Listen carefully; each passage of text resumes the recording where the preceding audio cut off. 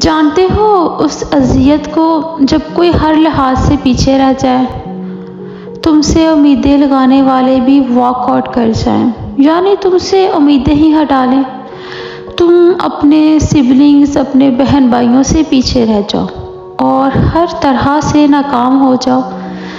زندگی کی ہر فیز میں دھتکار کا کھاؤ اور مجبوریاں تمہاری عزت نفس کو کچل کر رکھ دیں، کوئی دوست نہ ہو جو تمہیں سمجھ سکے اس بے بسی کو جس سے تم گزر رہے ہو۔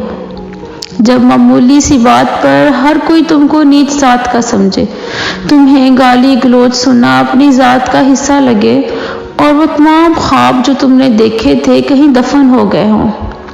اور تم کسی انچاہے بوجھ کی طرح کسی جگہ پر پڑے رہو اور کوئی بھی راستہ نظر نہ آئے، الفاظ سے کہاں بیان ہوتی ہیں ایسی اذیتیں جو نظر نہیں آتی۔